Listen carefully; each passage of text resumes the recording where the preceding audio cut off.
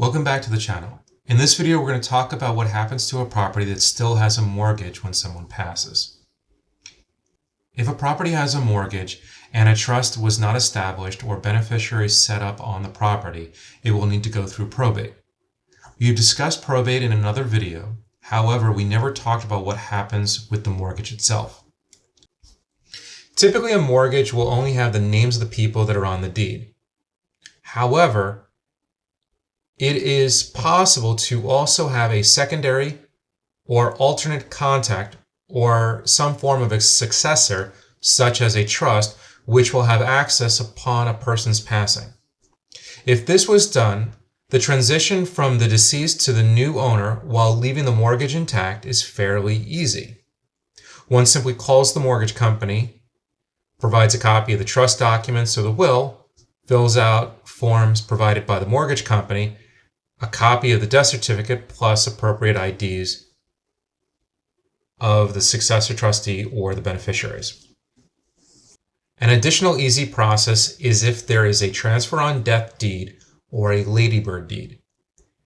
In either of these cases, it is a similar process and it can be done with contacting the mortgage company. All of this allows you to speak with the mortgage company and make adjustments that include name changes, refinancing, or other items associated with the mortgage itself. If none of this was done, the property, because there is a mortgage on it, has the potential risk of being foreclosed if the executor of the will or the courts take a long time to process probate. One option to avoid this risk is to just pay off the mortgage as part of the initial activities when funds are made available from the deceased's estate or by other means.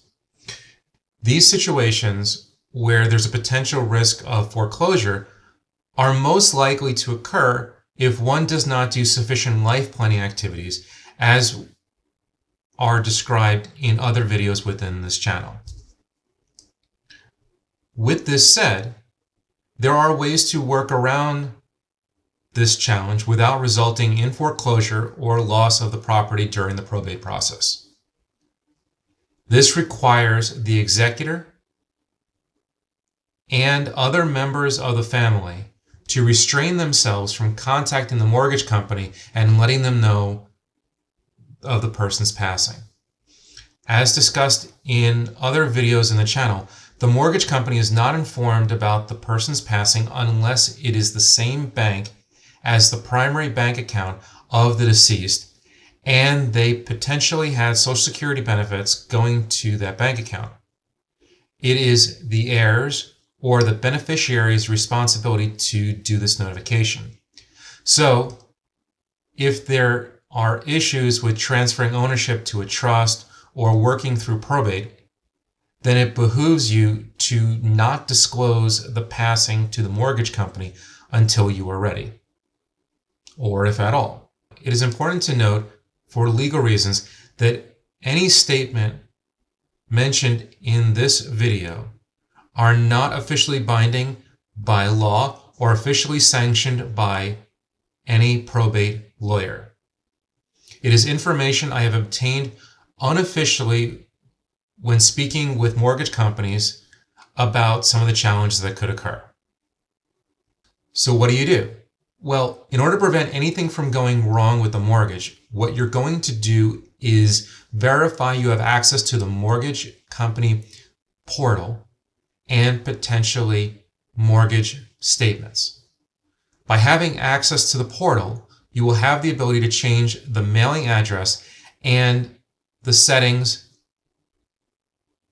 from it being paperless to being mailed to your address, the address of a successor trustee, or the executor of the will's address.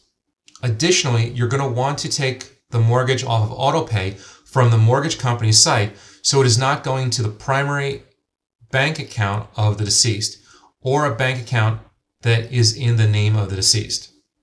The reason for this is that if that bank account was frozen because of probate or other reasons, you will now start having late fees associated with the mortgage payments. and again, potentially having the mortgage company foreclose on the property.